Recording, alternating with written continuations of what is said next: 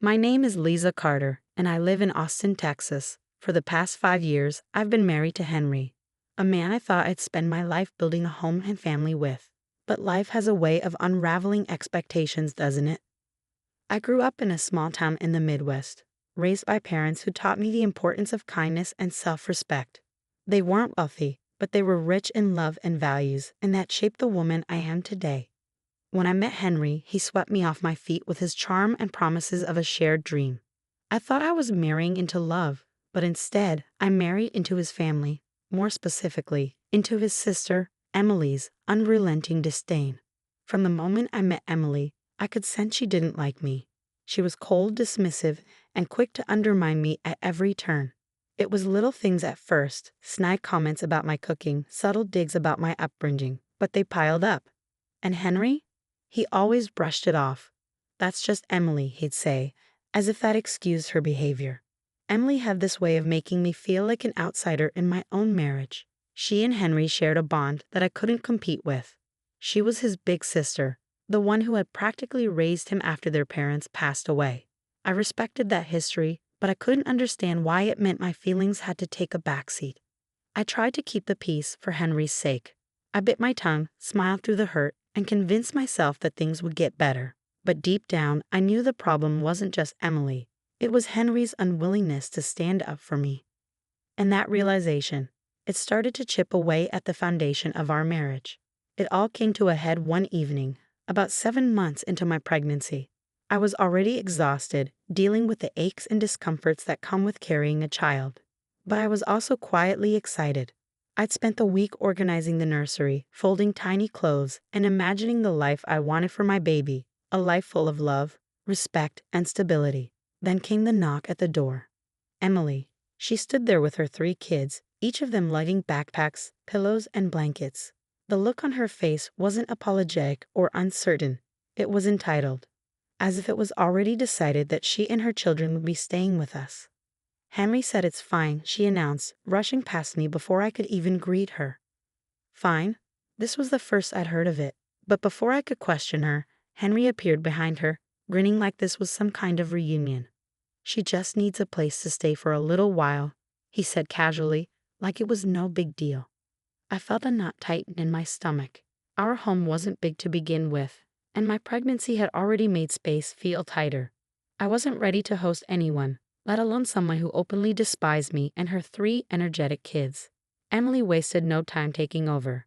She marched straight into the guest room, which I had temporarily been using as my own room to get better rest during the pregnancy. Between Henry's late-night work calls and my constant need to toss and turn, sleeping separately had been an unspoken agreement. But now, Emily dumped her things on my bed like it was her own, her kids running around the house, already making a mess.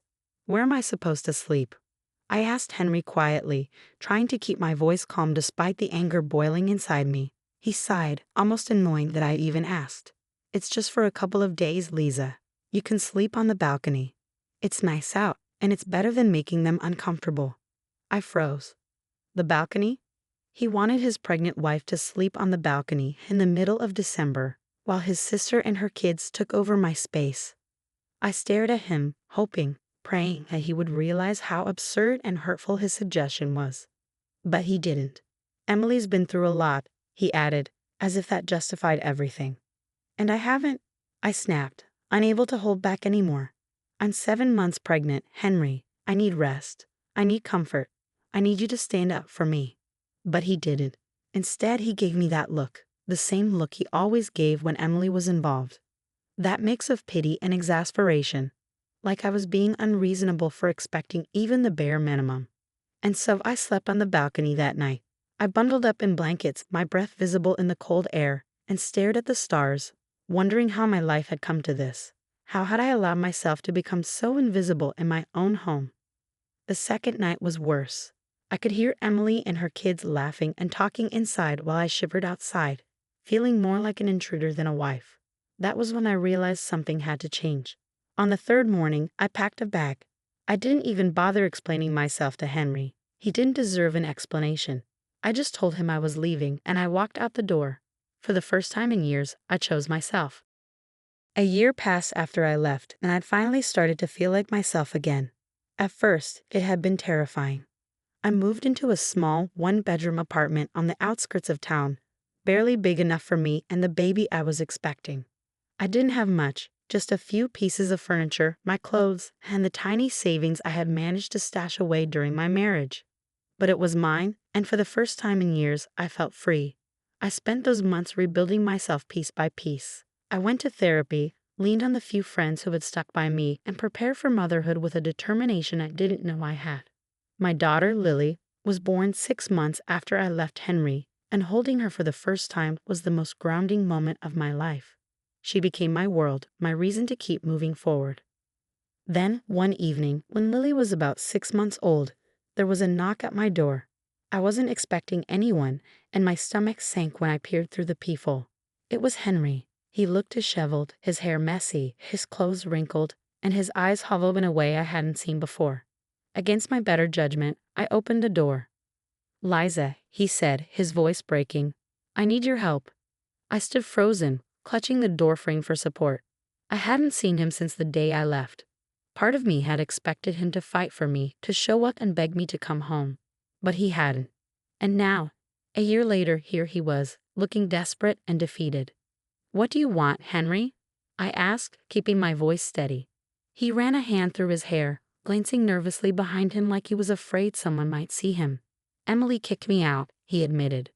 "I lost my job a few months ago and I've been staying with her, but she said I'm a burden. She told me to leave." I stared at him, unsure whether to laugh or cry. The irony of it all was almost too much to bear. The sister he had always prioritized, the one he had forced me to endure, had thrown him out when he needed her most. "And what does that have to do with me?" I asked, my voice sharp. He looked at me, then really looked at me, as if he couldn't believe I wasn't immediately offering him shelter. "I need a place to stay," he said, his voice cracking. "Just for a little while, until I get back on my feet. And I want to see my daughter." His words hit me like a punch to the gut. For a moment, I was back on that balcony, shivering in the cold while he chose his sister over me. I thought of all the nights I cried myself to sleep, pregnant and alone, wondering why I wasn't enough for him. And now he was here, asking for my help, expecting me to open my home and my heart like nothing had happened. "Henry," I said, my voice trembling with anger, "you didn't care about me when I needed you. You let your sister treat me like garbage, and you stood by while I was pushed out of my own home. Now you want me to take you in? After everything?" He flinched, as if my words physically hurt him. "I made mistakes," he said quietly. "But I'm here now. I want to make things right." I shook my head, tears stinging my eyes. "You don't get to waltz back into my life when it's convenient for you. I worked too hard to build a life for myself and Lily, and I won't let you tear that down." He started to say something, but I held up a hand, cutting him off. "No, Henry, you need to find somewhere else to go. I can't let you stay here. And as for Lily, you'll have to prove to me that you're worthy of being in her life." The look on his face was heartbreaking, but I didn't let it sway me. For the first time in our relationship, I put myself first. I closed the door and locked it, leaning against it as tears streamed down my face. It wasn't easy, but it was necessary. I had fought too hard to protect my peace, and I wasn't about to let anyone take that away from me, not even the man I had once loved. When Henry showed up again 2 weeks later, I was prepared. I knew he'd come back. He wasn't the kind of man to let go easily when he wanted something. This time, I didn't let him inside. I stepped out onto the porch, closing the door behind me, keeping Lily safe and warm inside. He looked even worse than before. The shadows under his eyes were darker, his clothes more disheveled. He carried a small duffel bag, the kind you pack when you had nowhere to go and nothing left to lose. "Liza, please," he said, his voice breaking. "I don't have anywhere else to go. Emily's done with me, and I just want to be part of Lily's life. I'm her father." I crossed my arms, holding my ground. The old me, the one who had bent over backward to make him happy, who had sacrificed her dignity to keep the peace, might have caved. But that woman was gone. "You're her father?" I repeated, my voice steady but laced with anger. "Where was that father when I was pregnant, Henry? When I was sleeping on a freezing balcony while you gave my room to your sister and her kids? You didn't care about me then, and you didn't care about our baby. You let me walk out of that house without even trying to stop me. He looked down, shame written all over his face. I made mistakes, he said softly. I know I did. But I've lost everything, Liza. I just need a chance to make things right. I took a deep breath, steadying the fire inside me. Henry, do you know what I've learned this past year? I've learned that I deserve better. I deserve respect, love, and someone who puts me first. And Lily deserves that too. She deserves a father who's reliable, who shows up, and who doesn't let her down. Right now, that's not you. He opened his mouth to argue, but I raised a hand to stop him. I'm not going to let you use me as a safety net. You had your chance, Henry, more than one. And you blew it. I worked hard to build a life for myself and Lily, and I won't let you come in and tear that apart. But where am I supposed to go? He asked, his voice desperate. I shrugged, my resolve unwavering.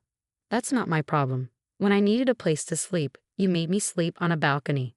At least now, you can sleep outside under the stars and think about how it feels to be unwanted. The words came out sharper than I intended, but I didn't regret them. For the first time in my life, I felt the weight of all his mistreatment lifting off my shoulders. Henry stared at me for a long moment, his eyes filling with tears. But I didn't let them sway me. I wasn't the same woman he had once controlled. Goodbye, Henry, I said firmly, stepping back toward the door. I hope you find what you're looking for, but it won't be here. I closed the door and locked it, leaning against it for a moment as I listened to the sound of his footsteps retreating. A part of me felt sad, but it was overshadowed by the pride and relief that came from finally standing up for myself. I wasn't the same woman who had walked out of his house a year ago. I was stronger, smarter, and fiercely protective of the life I had built for me and my daughter.